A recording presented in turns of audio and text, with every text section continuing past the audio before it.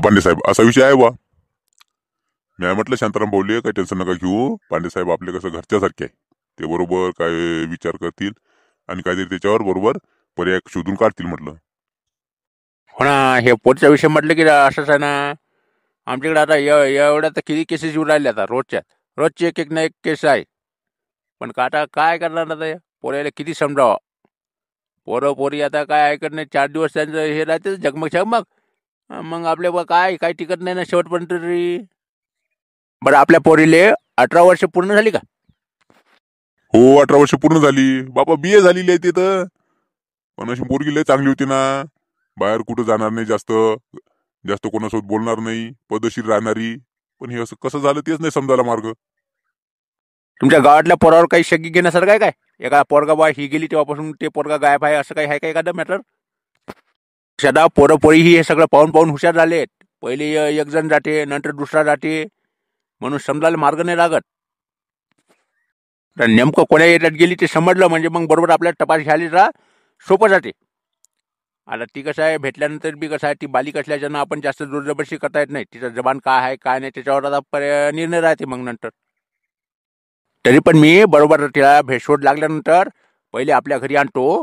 घरी आणून तिला आपण पद्धतशीर समजावू. नंतर मग आपण पाहू काय करायचं ते. फक्त तिला शोध लागला पाहिजे. कसं आहे ना पांडे साहेब, ती एकदम चांगल्या स्वभावाची मुलगी होती. चांगली आणि चांगल्या वळणाची. तिच्यावर म्हणजे कोणावर शक घेण्यासारखं असं नाही ना, काय तिच्यावर बी शक घेण्यासारखं नाही.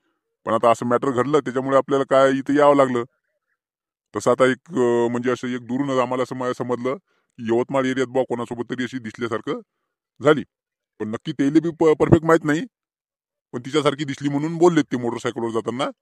ते मुलगा कोण होता ते काही ते त्यांना दिसला नाही. ठीक आहे, काही टेन्शन नाही मग. यवतमाळ म्हटलं तर काही टेन्शनच नाही. यवतमाळमध्ये आपले सुभाष साहेब आहेत ना. सुभाष साहेब आहे, मी ते सांगतो चौकशी करायला. ते शोध घेतील ना तिथं. तुम्ही तसं टेन्शन नका घेऊ. मी सांगतो पद्धतशीर त्याले. फक्त यवतमाळमध्ये असले तर झालं. नाही पुढे जर गेली असली तर मग काय सांगता येत नाही. पण तिथं जर असली तर परफेक्ट भेटतेच आपल्याला. बरोबर पांडे साहेब, खूप उपकार होतील बा तुमचे. काय कसं आहे माहिती आहे का, पुरीचा मॅटर म्हटलं की लय खालीपणा येतो. खाली मान घालून चाल लागते. पाहणं ते शांताराम भाऊचा कसा चेहरा झाला. ते तर या इकडे यायला तयार नव्हते. पण मी म्हटलं पांडे साहेब आपलेच आहे म्हणून मग ते आले तिकडं. कसं आहे तुम्ही तुमच्या पद्धतीने बरोबर तपास लावा. चला येतो मग आम्ही. काही नाही, पहिले लाल करतात चाललंय, मग असं घडते. पहिलेच ताब्यात ठेवलं जमत नाही का? अहो त्या उत्तमरावची पोरगी गेली म्हणते. 6 महिने होऊन गेले तरी आणखी काही तपास लागला नाही त्याचा. कायचा पत्ता लागते एकदा तिकडे दूर निघून गेल्यावर. कौ शांताराम भाऊ, काही लागला का? ननूचा काही पत्ता लागला का? भेटली म्हणते का? काय कुठे पोलीस स्टेशनला गेलते का तुम्ही? तिच्या मामाचा फोन आलता का, तिच्या मावशीची इकडे काय कार्यक्रम आहे म्हणे, तिकडे गेली असेल म्हणे बहुतेक. आणखी काही तिकडे फोन काही लागून नाही राहिला. हो पण मावशी तर कोणाचाच फोन नाही लागत का? लावून पहा ना. लावलं त्याशिवाय समजाल का? पहा बा तुमच्या. चला येतो आम्ही. पाव सरपंच, आपण कोणाला न सांगता गेलो होतो ना तरी आपण गुपचूप आपल्या घरी 4-5 जणांना कंदील आबुजी आपल्याला 4-5 जणांना फक्त माहित होतं. तिकून येईपर्यंत पाय सगळ्या गावात झालं वाटते. आता हे झुमऱ्याला माहित झालं म्हटल्यावर हे तर सगळ्या गावातच करते. जाऊ दे ना आता. काय आता तिला का आता कोणाच्या तोंडावर हात देता येते का? ही चांगली गोष्ट एक परी माहित नाही होणार. पण असं झालं काय की ते सगळ्या गावात पहिला उशीरच नाही लागत ना. जाऊ दे ना, प्रत्येकाच्या घरी अंधार असते. पण लोकांची सवयच तशी आहे ना, आपलं ठेवावं झाकून आणि दुसऱ्याच पाहू वाकून. जाऊ द्या, तुम्ही टेन्शन नका घेऊ. पांडे साहेब लावते, आपला शोध लावते बरोबर. लगेच तपास लागते. तपास लागल्यावर काय टेन्शन नाही. आपली मुलगी आपल्या घरी आली पण टेन्शन नाही. तुम्ही जा बरं घरी, जा जेव्हा खावा. सकाळपासून जेवले नाही तुम्ही. अहो ते पाय ना, जाय किती लावलं त्याच्या खाली. ते पाय उतू चाललं सगळं. कुठं लक्ष आहे तुझं? एखादा कपडा घेणं हात जाईल ना तसा ते. आता काय जायचं राहिलं का? असे दिवस पाहायला भेटेल असं वाटलं नाही ना. कसं आपल्या आयुष्यात असा दिवस आला, काय सांगावं, काय आपलं काय चुकलं. जाऊ दे, त्याचं काय टेन्शन घेत बसू राहील तू. जाऊ दे ना, असं समजू आपल्याला बाबा एक पोरगच आहे, पोरगी नाहीच आहे, आपल्याला नव्हतीच पोरगी असं समजून आपण. जाऊ दे, तू टेन्शन नको घेऊ. ते गोपाल कुठे गेला? त्याचं इकडे तिकडे सोबत्याला फोन करणं चालू आहे. जेवणात चित नाही त्याचं. ना तिच्या पैका आपण का उपाशी राहायचं का? जाऊ दे, ते टेन्शन नको घेऊ त्याचं. मेली म्हणून समजून घेऊ आपण, आपल्याला नव्हतीच पोरगी. तिच्यासाठी जे करायचं ते केलं ना. आजपर्यंत तिला काय कमी पडू दिलं. हा, जे पाहिजे ते जसं म्हटलं ते शिकायचं म्हटलं शिकू दिलं तिले. हा, जे पाहिजे म्हटलं ते वस्तू आणून दिली. हा, त्या असं वागल्या, चांगलं वागल्याचं तिनं असं आपला बदला घेतला. जरासं तरी तिच्या मनात आला का विचार आपला? आला का तिच्या मनात विचार?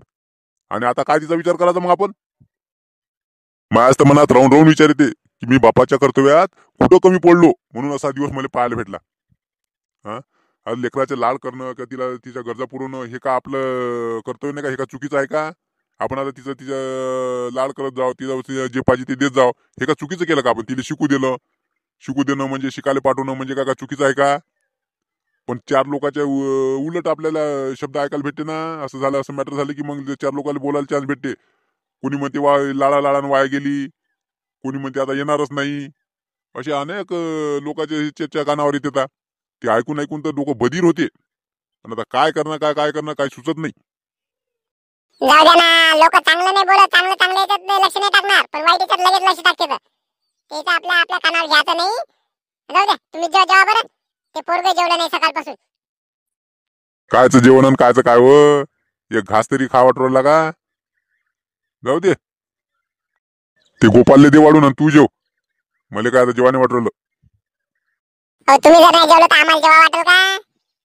हा, आम्हाला माहित आहे तुमचा जीव होता तिच्यावर. तुम्ही किती काही रागान बोलत असं तिले, तरी आम्हाला माहित आहे की तुमचा जीव लय होता तिच्यावर.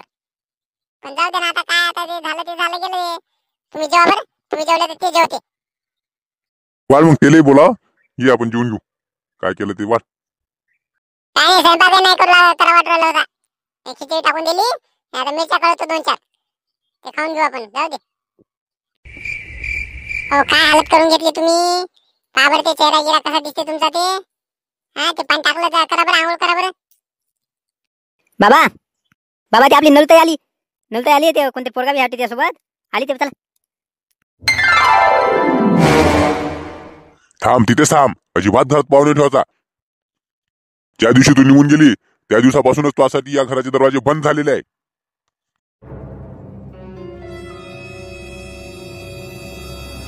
एवढा तुझा लाड केला, तो मनाप्रमाणे वागलो, त्याचे तू लहान उपकार फेडले व. अहो, जरा आमशी बोला ना. पहिलेच तर तुमची तब्येत नाही बरोबर. रागावू नका बरं तुम्ही. अहो, काय नाही केलं मी हिच्यासाठी. हा, हिनं काय का कोणता दिवस मला दाखवला देवा. याच्यापेक्षा तर मेलेलं बरं. बाबा, मी काय म्हणते, तू तर अजिबात बोलूच नको व. काय ठेवलं तो आम्हाला बोलण्यासारखं? मला तुम्हाला फक्त एकच विचारत आहे. आता काय विचारायचं राहिलं? हा, बापाचा इज्जतीचा विचार न करता तू अचानक अशी निघून गेली. हा, सांग, शोभलं का तुले? तेच तर मला तुम्हाला विचारत आहे. तुम्ही विचार करा ना की जी मुलगी घराच्या बाहेर पाऊल न ठेवणारी अशी मुलगी अचानक निघून का गेली? जाण्याचं कारण काय, या सगळ्याचा विचार तुम्ही केला का? का गेली हे तुले माहित. हा, काय तुझ्या मनात विचार होता? हा, आमच्या प्रेमात काय कमी पडलं हे काय सांगणार आम्ही? तुले माहित बा. तेच तर मला तुम्हाला सर्व सविस्तर सांगत आहे.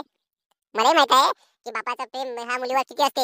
या बापाची मुलगी अशी अचानक निघून जाते तेव्हा त्या बापावर काय भेटते हे कोणी अंदाजही लावू शकत नाही. पण खरोखर मी असं का घडते घटना याचा विचार सुद्धा आपण करत नाही. हा, म्हणून तेच सविस्तर मला तुम्हाला सांगायचं आहे. तुम्ही जे माझ्यावर रागावता याच्याबद्दल मला तुमच्याबद्दल काहीच हे म्हणणं नाही, कारण तुम्ही जे वागता हे बरोबरच आहे. पण माझं सुद्धा चार गोष्टी तुम्ही ऐकून घ्या. अहो, ते काय म्हणते ते तुम्ही ऐकून तर घ्या तिचं. ऐकू, तुम्ही रागावू नका बरं. काय सांगणार ती? हेच सांगणार ना की ती मुलगा मला आवडते म्हणून मी त्याच्यासोबत गेली. हा, पण आवडलं ती तिले मुलगा आवडत असता तर तिनं मला सांगायला लागत नव्हतं का? मी लावून दिलं नसतं का त्यांचं लग्न? अशी अचानक निघून जाणं शोभलं का तिले? तुम्ही शांत राहा बरं. ती काय म्हणते ते ऐकून घेत. ये ग बाई, ये. ते कोण आहेत ते त्यांना पण बोलावा आतमध्ये. ये. सर्वात पहिले तर मी तुमची माफी मागते. मी अचानक अशी निघून गेल्याबद्दल तुम्हाला जो त्रास झाला त्याबद्दल तुम्ही माफ करा. ती जी अशी वागली ही सगळ्यांच्या आपल्या भल्यासाठीच वागलेली आहे, ते तुम्हाला समजेल. यांना ओळखलं का तुम्ही? हा, हे तर तुला बघायला आलते ना मागच्या वर्षी. तुला बघायला आले होते नाही पाहुणे? हो, हे तेच पाहुणे आहेत. हे जेव्हा बघायला आल्यानंतर आमची पसंती झाली होती सगळ्याची. सगळं काही झालं होतं, पण यांच्या घरी फक्त 2च एकर शेती आहे आणि कुठली नोकरी वगैरे नाही. त्यामुळे आमचा संबंध तुटला होता. तुम्ही विचार केला होता की यांच्या घरी शेती नाही, घरी नोकरी बी नाही, मग इथं कशी काय आपली मुलगी द्यावं, म्हणून तुम्ही त्यांना नकार दिला होता. हो, तेव्हा मी नकार दिला होता त्यांना, पण मी तुझ्याच भल्यासाठी दिला होता ना ग बाई.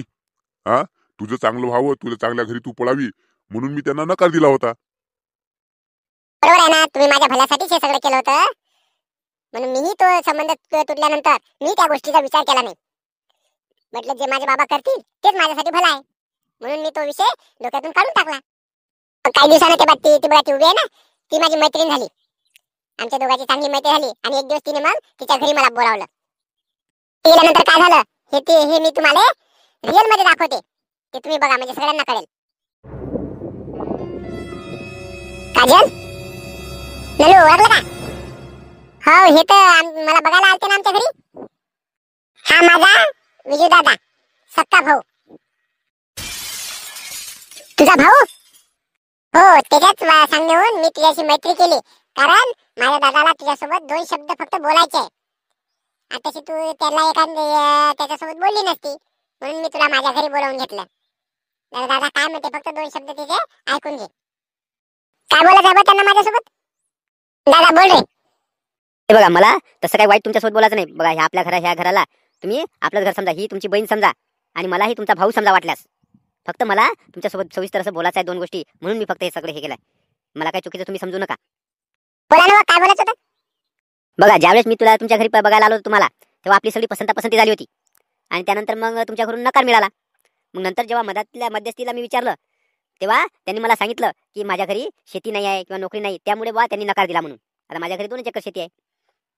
तुमच्या घरून नकार मिळाला याचं मला दुःख नाही आहे, कारण काय असते, जिथं संबंध व्हायचं तिथं होणारच असते कुठे ना कुठं. एखाद्या कुठून कोणाला पसंत येते, कोणाला नाही पसंत येते. पण मला दुःख या गोष्टीचं वाटलं की माझ्या घरी नोकरी नाही आहे किंवा माझ्या घरी चांगली जास्त शेती नाही आहे, म्हणून मला नकार मिळाला. मग मी त्या गोष्टीचा विचार केला.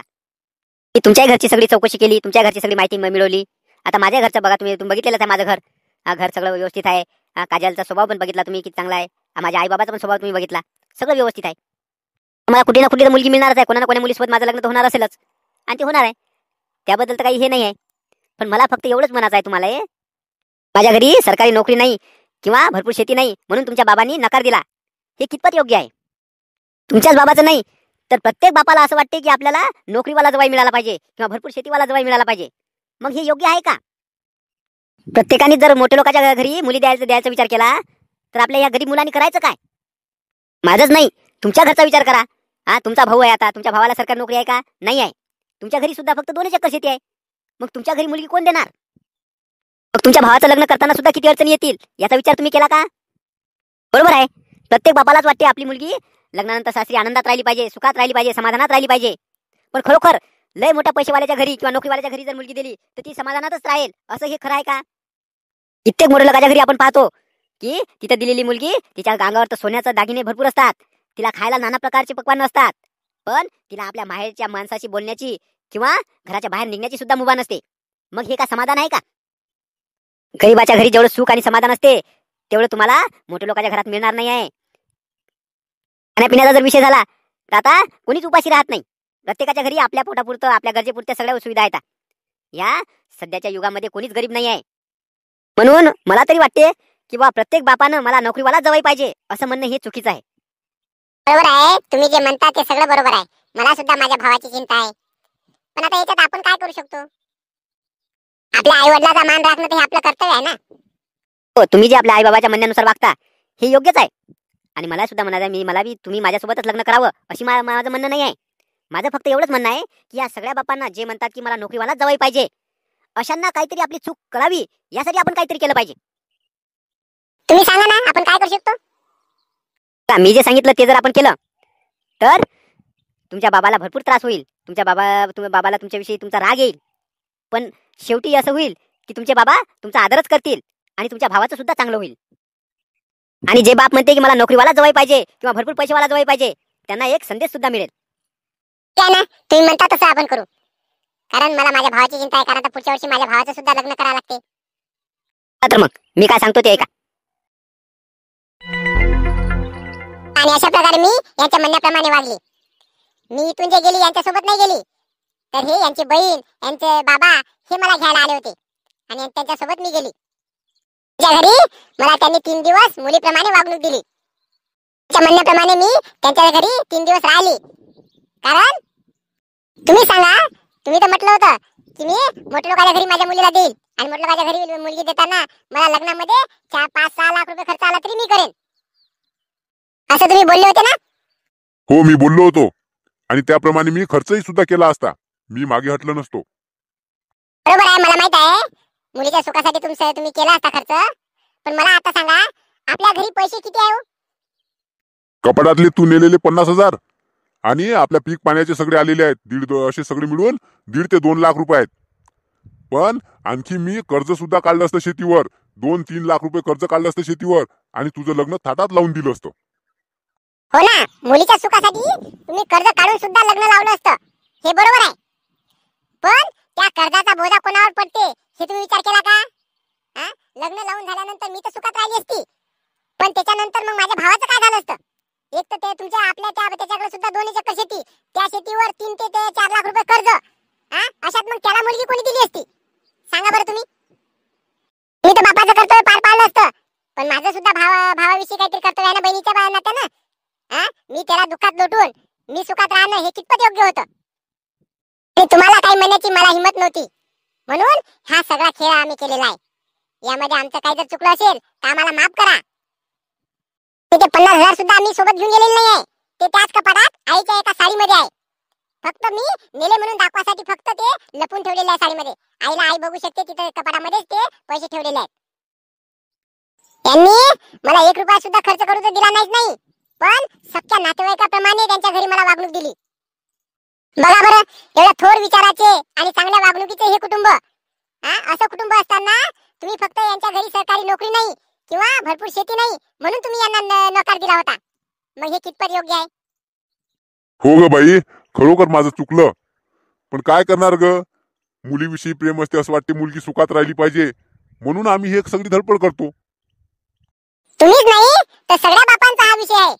कारण सगळ्या बापांना वाटते की आपली मुलगी सुखात आणि आनंदात राहिली पाहिजे, म्हणून आपण स्वतः कर्जबाजारी होऊन मुलीचं थाटामाटात लग्न लावून देतात. सुख म्हणजे काही भरपूर पैसा खर्च करून विकत घेणारी वस्तू नाही आहे. खरोखर नशिबात सुख लागते. नशिबात जर सुख असेल तर गरीबाच्या घरी राहून सुद्धा मुलगी आनंदात राहते, आणि जर नशिबात जर सुख नसेल तर मोठ्या लोकांच्या घरी सुद्धा मुलगी आनंदात राहू शकत नाही. बरोबर आहे ग नलू, आता माझी चूक मला कळलेली आहे. तर चला मंडळी, सगळ्या बापांना मी सांगू इच्छिते की आपल्या मुलीवर तर तुम्ही प्रेम कराच करा, पण आपल्या मुलाचा सुद्धा विचार करा.